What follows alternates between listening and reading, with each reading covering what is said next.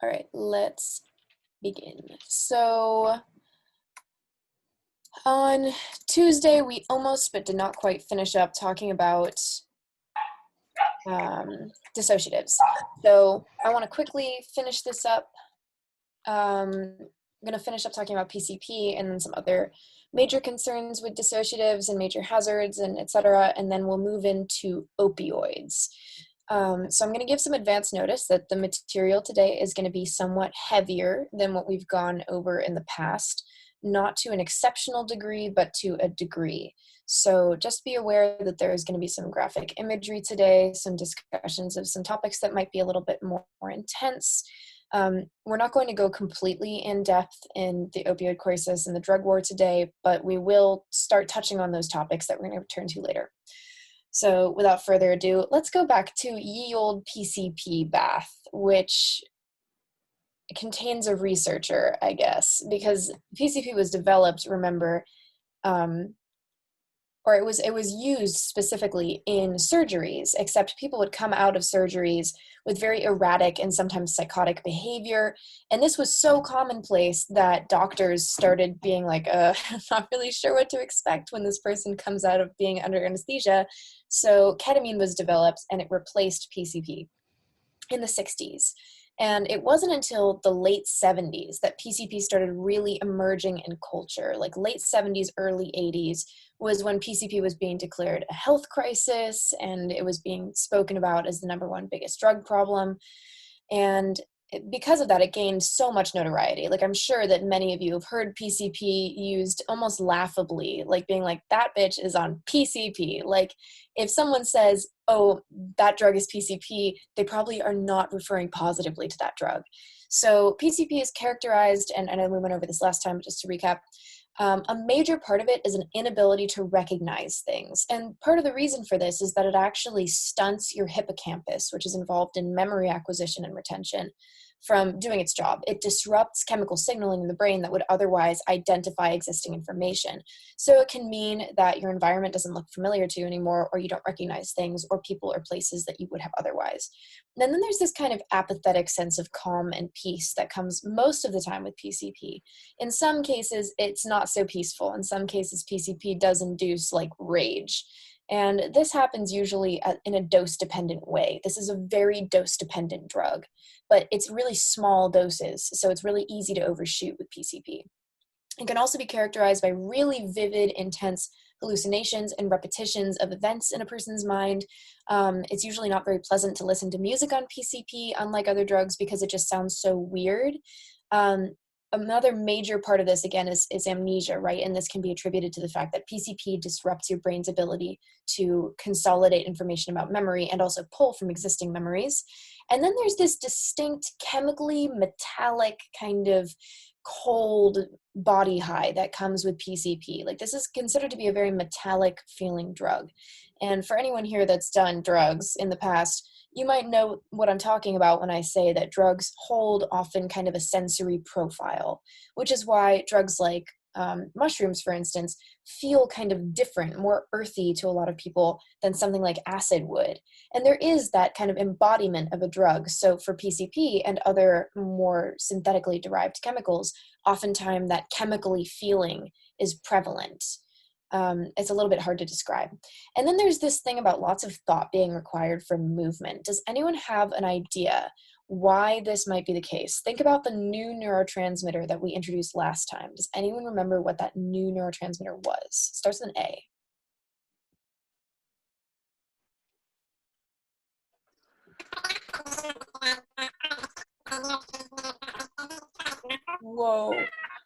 Whoa, I'm not sure what's happening right now, but you sound like Alvin and the Chipmunks. Yeah.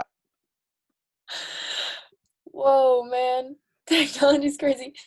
I can't hear you, but Diego, I watched you lunge forward to answer this question, so I love that you know it.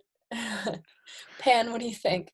I can't remember the name of the neurotransmitter, but it's the one that deals with movement, right? Being able to Yes. control muscle Yes, movements. that's exactly right. And Diego, I wish I could hear you, but I totally believe that you remember which one it is. Are we thinking of acetylcholine here? Yeah, we'll come back to it. Yeah, so acetylcholine is the neurotransmitter that's responsible largely for muscle control, right? Let's see what he says. I wish I knew how I sounded like just like that, actually. Alien chipmunks. Yeah, so in a medical setting, there's actually an acronym that's used to describe the symptoms that are exhibited often by people that come into emergency rooms showing symptoms of potentially being under the influence of PCP. And that is Red Danes.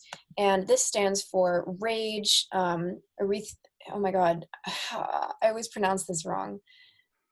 Erythema, I believe, which is like reddening of the skin. You don't really hear that one that often.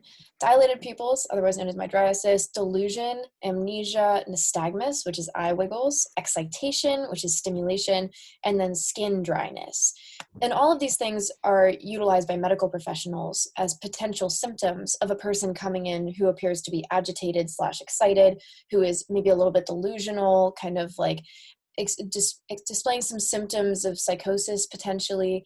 And this can be a little bit difficult because sometimes mental health providers will get people that are coming in under the influence of something like PCP versus someone that's experiencing stimulant psychosis versus someone that's having a mental health crisis. And it can be really hard to tell. So some of these symptoms like rage and pupil dilation can be kind of helpful in parsing which of those things is happening. Now, some of the major problems with PCP, because I'm sure that all of us or many of us have heard PCP is bad. Like, let's see a show of thumbs. How many of us have heard at some point in time, don't do PCP in some form or another? It's actually fewer thumbs than I expected, or maybe everyone's just lagging. I don't know. I don't pretend to know. I see it some clapping too. Yeah, so this is a really common thing. I still don't know how to thumb, but I've heard that. Yeah, you go to reactions, then hit thumb, but it's not necessary. But yes, it is a really common thing. Thank you. I see more thumbs now. That people are told explicitly, like, okay, PCP is bad. Don't do PCP. And the reason for that is that PCP does have a high rate of side effects. It does have like a higher than average risk profile compared to other recreational, like classical dissociatives, like ketamine, like nitrous. Like they still share potential risks, but interesting thing about psychosis, okay? There have been a couple of meta studies recently that have shown that the rate of psychosis as induced by drugs is actually by quite a wide margin. Highest in which drug? Does anyone know this? Which drug is most likely to induce psychosis from our preliminary studies? Any guesses? One person guesses meth, cocaine, cannabis. Any other guesses? The answer is weed. High five, Kat. Weed has the highest incidence of inducing psychosis in recreational drugs from preliminary studies, right? Like this is not comprehensive because we don't have comprehensive drug studies because we live in America. But from what we know so far, cannabis is actually very likely comparatively to induce psychosis. Now, part of this might be because people typically smoke weed a lot more frequently than they would use a drug like PCP a lot of the time. So it's kind of hard to stack these things up, right? Like the frequency of use is going to impact in a dose-dependent manner how likely a drug is to have deleterious effects. But it's interesting to note this, right? Because PCP is America, yeah. PCP is touted often as having a really high incident rate of inducing psychosis, which honestly it does. Like PCP as a dissociative is pretty likely to bring on psychotic symptoms, but so is ketamine.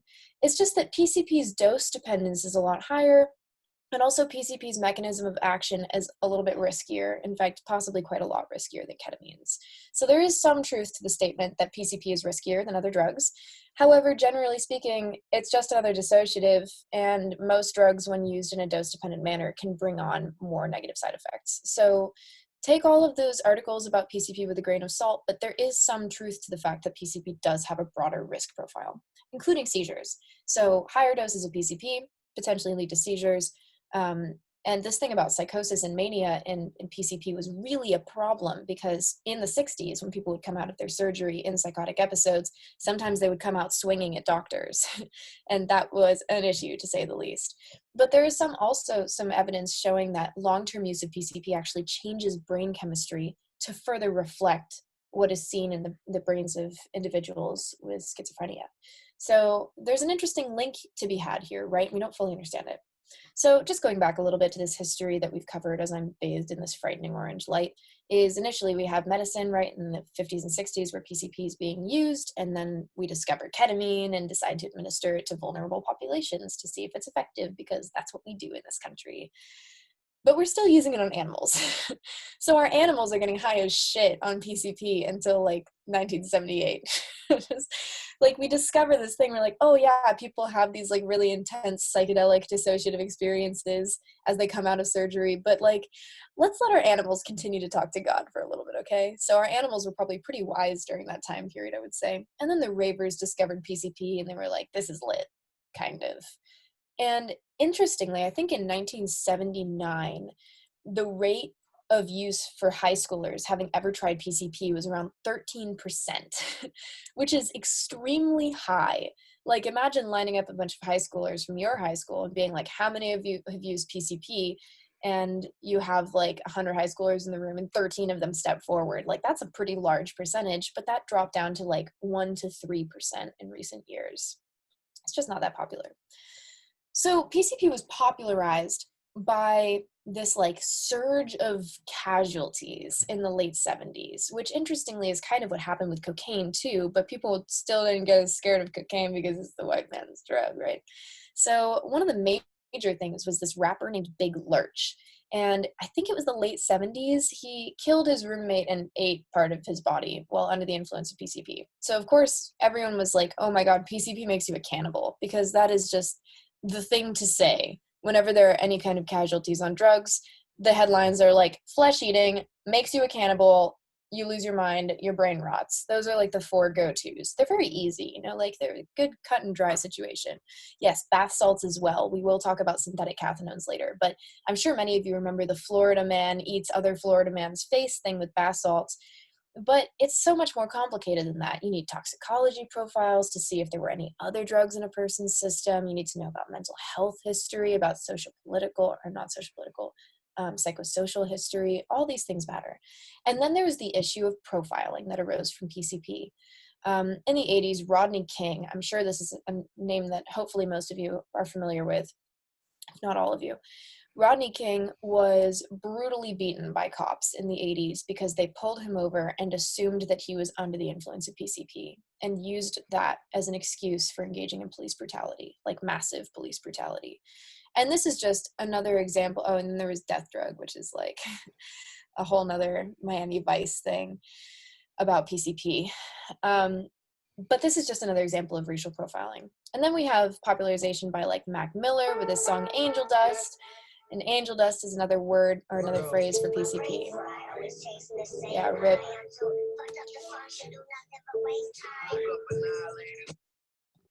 Now, the other thing about PCP is, what an image I chose for cannibalism. This child's eating intestines, by the way, in case that's not clear. But PCP does not make you into a cannibal. I'll just be very clear about that. And it's also not necessarily the case that most people become aggressive under the influence of PCP. How many of you have heard that PCP makes you really aggressive and like hurt people? Yeah. Yeah. So this is a really common stereotype about PCP, is that it makes you a fucking animal. And the fact of the matter is, like I've said before, if someone is in a psychotic episode that has aggressive tendencies, that's one thing. And that can happen very easily from stimulant psychosis, not to mention can happen easily from people being blackout drunk. Let me tell you, the rate of violence in blackout drunk people is a whole hell of a lot higher, and that of people using dissociatives, because you can't move your body.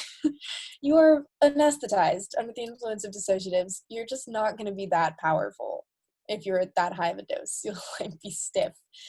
But it is true that like rage is a part of high dose PCP experiences for some people.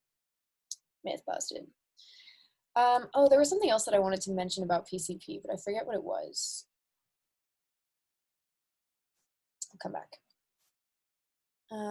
Angry drunks are the worst. When he was an EMT, my uncle had a bad run-in with a guy on PCP and got messed up for life. Yeah. Yeah, it is definitely, like, I will say PCP does have, as a drug, it does have a higher rate of things like aggressive episodes happening. It's just not that, it's not as common as people think it is, but I wouldn't deny that that's the case. However, the same thing can happen with people on stimulants, especially in stimulant psychosis. It's just kind of a cherry picking thing here. So some comparisons between these three major dissociatives, because in terms of popular literature, these are the three major dissociatives, except poppers, which are not in here for some reason, but I'll try and add something in about poppers later. Ketamine is most frequently used in medicine. Nitrous is also super frequently used in medicine, but using ketamine too frequently can cause damage to your bladder, your liver, and your kidneys. And this bladder damage is no fucking joke, folks, and people take it really lightly. People do not take bladder damage from ketamine seriously enough. Please make sure to mute yourself. Is that why you always have to pee? Whoever just said that, you're not muted. But yeah, that is why you always have to pee. Higher doses of ketamine. Does someone have a question about ketamine? Like, I heard the whispered question of, is that why you always have to pee? But do you want to elaborate on that? No? Okay, that's fine. So there is moderate potential for addiction with ketamine. And this is something that's just not really talked about that much because it's one of those drugs where you hear so many negative things about it as a layperson that when you discover, oh, ketamine's actually on the World Health Organization's list of top 100 safest and most effective medicines, then people are like, oh, so it's like actually way safer than we thought? And we're like, yeah, it's way safer than you thought. And people are like, so I can just do it like casually? And you're like, probably, if you're safe about it. And they're like, oh, okay, for sure, for sure. But then that pendulum swings too far and people take it too lightly. Ketamine, like any other drug that has the potential to become addictive, which it does, absolutely, can be very sneaky. And people tend to take it too lightly, and that's how we see wooks become really dependent on ketamine unintentionally. It happens, and it's not a moral failing, it's a failing of our systems, you know? Nitrous is extremely popular in nightlife. Obviously, you go to any festival, you'll see some dude in a Base Nectar t-shirt, cancel Base Nectar, selling 2 for $5, or hopefully not more than that. It's frequently used in dentistry. Many of you have probably been under the influence of it. It's a lower risk substance. It has a pretty good safety profile, is well tolerated. But the big thing with this is that if you have a vitamin B deficiency and you're doing nitrous frequently, then you are at risk for neuropathy. So make sure that you're supplementing B vitamins if you're doing nitrous frequently or planning on having a bigger session. You have to do it beforehand. It's going to make your pee yellow. That's okay. Or like yellower. And then there's PCP, which has a higher potential for psychosis. It can be a very unpredictable and sometimes difficult to control high. And it lasts for like 4 to 8 hours. And the thing about PCP is that it does have oftentimes a very substantial hangover that can last for days, if not like a week. This happens usually in a more dose-dependent kind of way. Some people get no hangover, but it's very possible to get a bad hangover from PCP. Ketamine, it is possible to become physically dependent on it, but not super likely. There is a moderate potential for mental dependence, which is not the same as addiction, and we'll go into that distinction later in the course. And then there's a low and moderate potential for addiction, but it kind of strides that line. K is kind of a tricky one.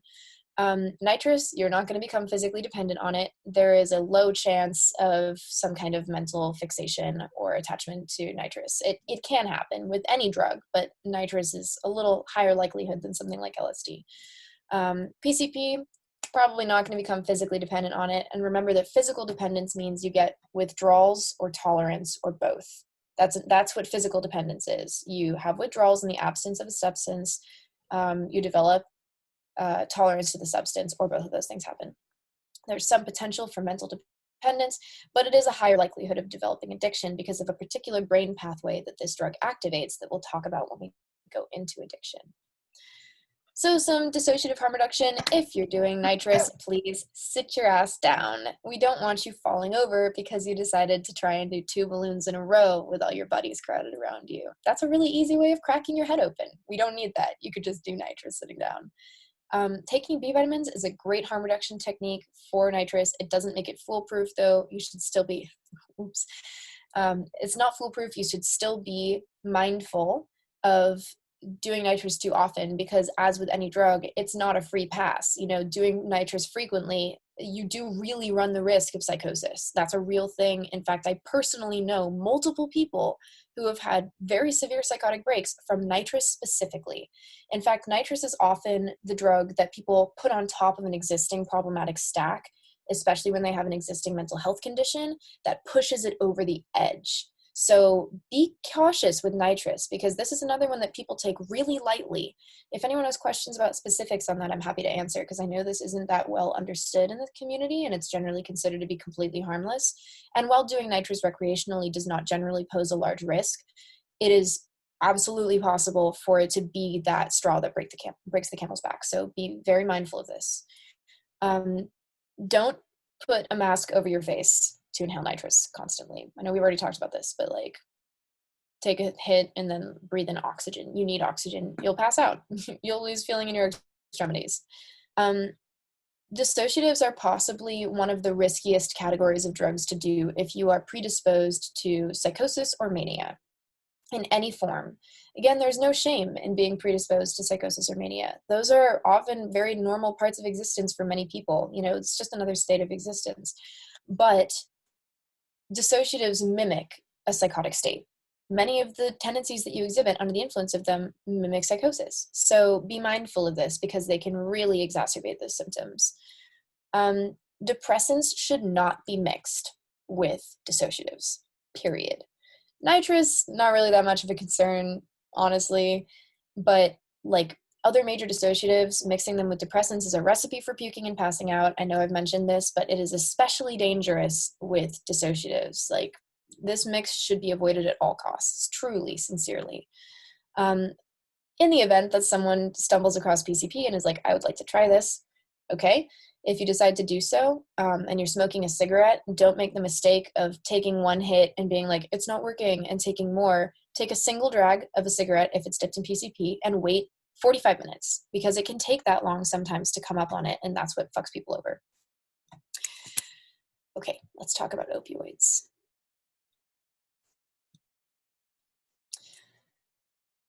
So I know I already gave kind of a disclaimer about this, but just one more time. And also I would like to say that of all of the topics that we speak on in this course, opioids are one of the ones that I am less versed in. I still know a lot about opioids, but if you have a lot of questions about this subject, there are probably going to be more things that I would need to look into on my own time to give you like a really solid, informed answer. So I just want to give that in advance. My sphere of expertise is primarily within the more like nightlife, recreational use substances, but obviously everything that's in here, like, I know about. So feel free to ask questions if you have them. I just want to give that warning. Can someone tell me the chronic health risks of using ketamine too frequently or in too large of quantities? What is at risk? Bladder damage. Yes. What else? I love that everyone just, like, hella people just said bladder at the same time. That's great. Liver damage. And what else?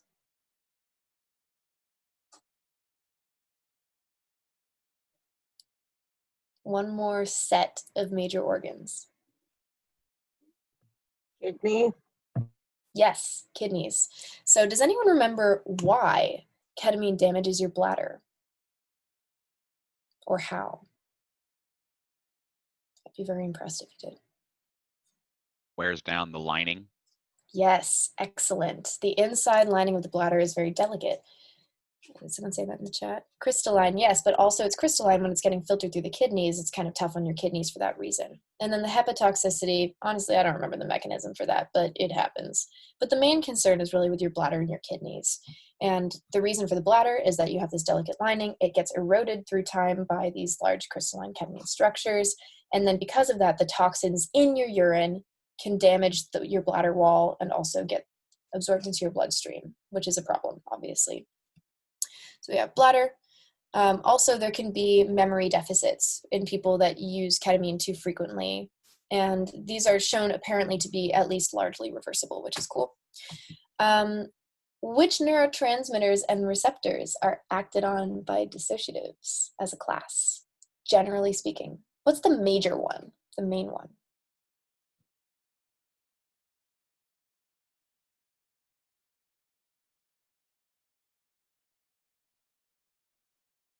I know you guys know this. I know. Glutamate. Yes, excellent, Ezra. Glutamate is the major neurotransmitter. Is a dissociative an agonist or an antagonist of glutamate?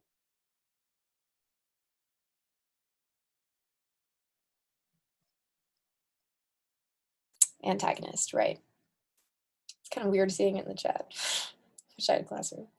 Yes, a glutamate antagonist, right? So glutamate facilitates communication between the brain and the brain and the brain and the body. And for this reason, anything that is a glutamate antagonist that decreases its effectiveness is going to disrupt pain signaling, right? Glutamate is what helps pain signaling happen. Glutamate, if it's interrupted, you're not going to be able to you're not going to be able to connect with the regions of your body that are in pain. So glutamate is a major one, specifically the NMDA receptor, specific glutamate receptor. But what else? There are a couple other neurotransmitters that are acted on, or a couple other systems that are acted on by dissociatives. Does anyone remember what they are? Think about what dissociatives do. You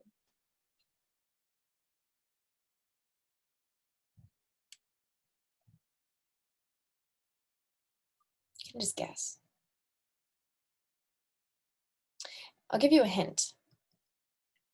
Didn't we just say acetylcholine? For PCP, yes, very good. Yes, PCP and acetylcholine, less so than for other dissociatives. GABA, in some cases, there's a little bit of GABA agonism. That's a really good guess. But generally speaking, think about the concept of dissociatives inducing a psychosis-like state. And think about what neurotransmitter is implicated in schizophrenia.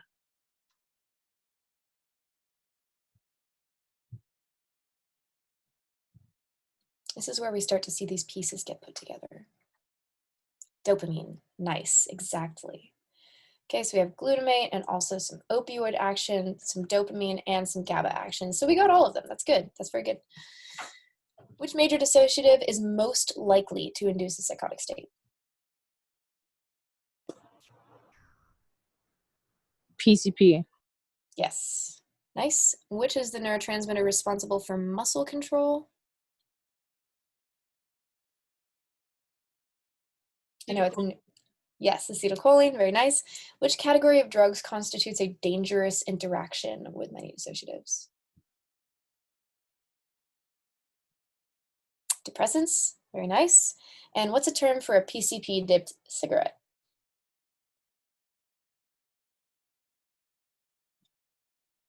Sure. Nice. Wow, you guys are killing it. Maybe it's because we just talked about all of this like 2 minutes ago. It's very effective recaps.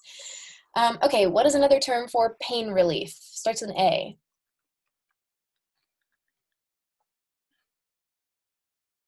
Analgesia. Ezra, you are killing it today. Whoops, well, I just gave that one away. That's the Rooster. Remember, that's like the major dispenser for whipped cream / whippets into your face. And then, because you guys probably don't remember this one, punding is a repetitive, obsessive movement or motion that's oftentimes a Parkinson's symptom that is sometimes seen in people that are chronic high-dose users of stimulants because of the Parkinsonian elements that come from fucking up dopamine, basically.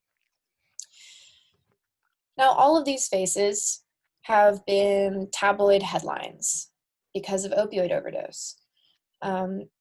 Most recently, Philip Seymour Hoffman, and then prior to that, Heath Ledger. And it wasn't until Janis Joplin died in, I believe, the late 70s. Was it the late 70s? I'm not positive exactly what year it was. But when Janis Joplin died, America's perception of an understanding of opioids and opioid culture shifted in a very new way. It was similar to how when major celebrities began dying from cocaine, all of a sudden everyone started paying attention for the first time. So Janis Joplin was a tipping point here. Most recently, I think actually before Philip Seymour Hoffman died, but I'm not positive, was Demi Lovato, who overdosed on presumably fentanyl in 2018. And then prior to that, Prince with fentanyl as well. And there have been many popularizations of, this process of addiction and withdrawal and dependence and overdose with opioids, possibly most notably Requiem for a Dream, which I still haven't seen actually. I've heard really mixed things about it. I've heard that it just makes you feel terrible about everything. And actually someone that was in this class, his his grandma was in Requiem for a Dream. He was low-key gross. Yeah, that doesn't surprise me. And then Train Spotting. How many of you have seen Train Spotting? Yeah. Okay, yeah. Great movie. Great movie. Yeah.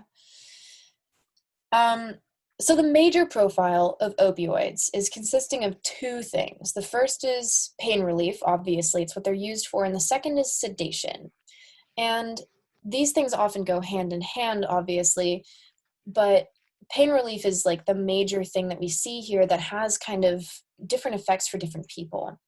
Now, I'm sure that many of you have heard that opioids induce this wave of bliss and euphoria, but the truth is that's not actually the case for every person that uses opioids. Some people get that far more than others.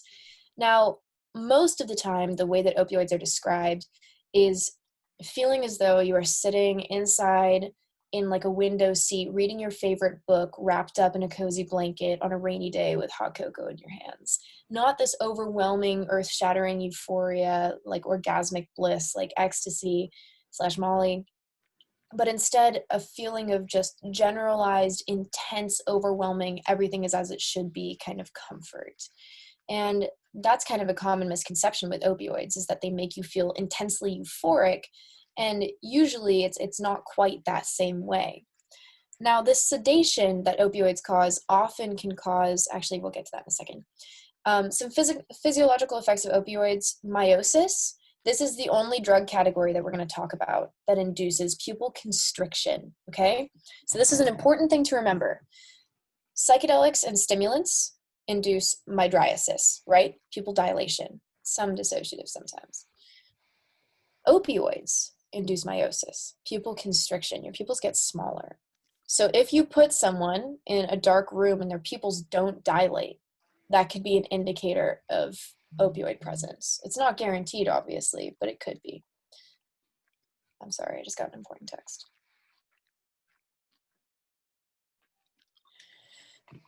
So, sorry, mind distracted. If you suspect that someone has potentially overdosed on an opioid, and you cup your hand around their eye and their pupil does not dilate, that might be a light indicator that there could be opioids present in this person's system. It's not a guarantee, just something to think about. Then there's pruritus, which is intense extreme itchiness, which we've talked about before, and opioids are really the category where this starts to happen. It can happen sometimes in people that are using stimulants, in particular methamphetamine, because of the lack of blood flow, but the same thing is the case with opioids. Whereas stimulants make your blood vessels constrict, right? So you get less blood flow to your muscles and whatever else. With opioids, your blood pressure lowers, so you're also getting less blood flow, which can induce itchiness and also a histamine response.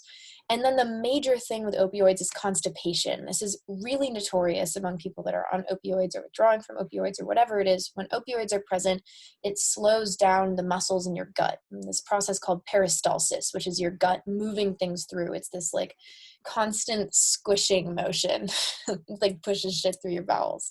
And opioids slow that down a lot.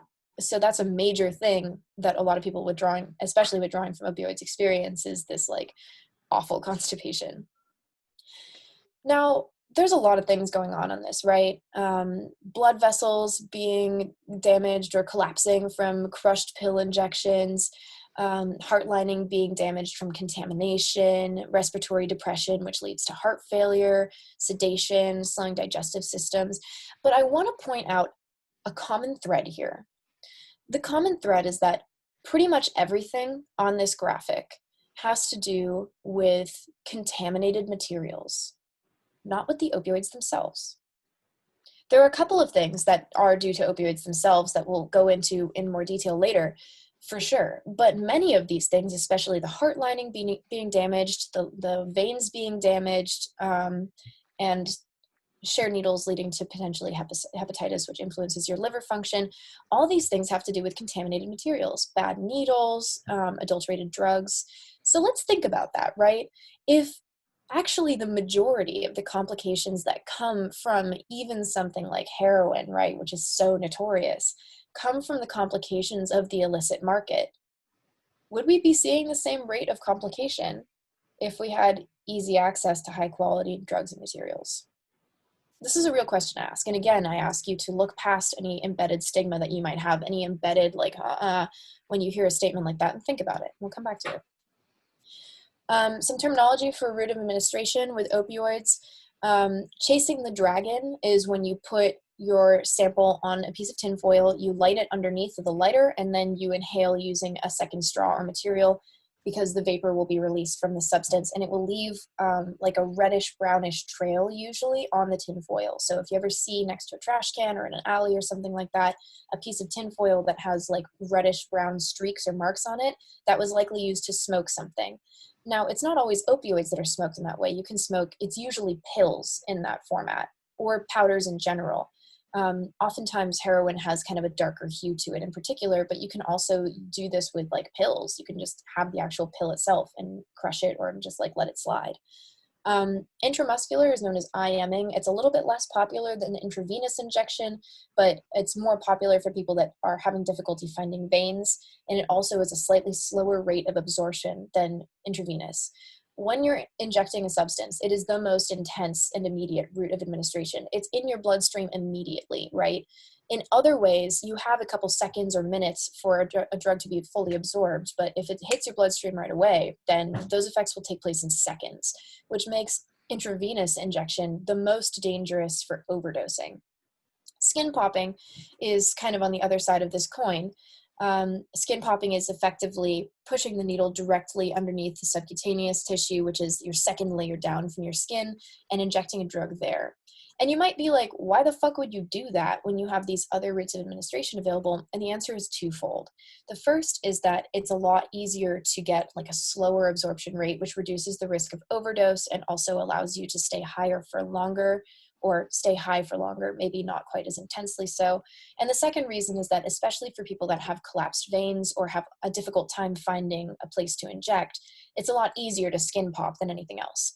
Skin popping is probably most commonly used with cocaine, though, as opposed to other drugs. And yes, I did say cocaine and not crack, because people do inject coke. That's a real thing. Some more terms. There are a lot of terms for opioids. If you're cooking a substance, it's going to be in a spoon most of the time, right, as you see in the films, where you put a little bit of your powder into the spoon, you heat it from below, add some water to it, and it starts to bubble, and then you can draw that into a syringe, and then you have to tap the syringe to get the bubbles out of it, because you don't want to inject air into your veins. Bad news. That's a really big deal, actually. From there, banging or shooting up are just two of many terms for actually injecting a substance. And then if you blow a shot or blow a fix, this means that you miss a vein, you miss where you're supposed to inject. And this can be really serious. This can be a medical emergency, because you've just injected a drug into the surrounding tissue that's not actually your vein. Now, this can lead to all kinds of medical complications, but we're not going to go too in depth to them right now. If someone is dope sick, it means that they're like sick and uncomfortable from withdrawal. And this can come on in a matter of hours if someone is a regular user. But even if it's someone's first time doing an opioid and they have to be Narcaned, for instance, you can go into withdrawal right away. And that's very uncomfortable. You know, it feels like having the flu, but a lot worse. Very big on body aches and nausea and headachy and like all kinds of weird GI stuff going on. If you are slinging or pushing, those are terms for selling drugs. Oftentimes pushers are a little bit more notorious than just like standard issue drug dealers, like as a term. And then if someone is nodded in or nodded out, they're nodding in and out of consciousness.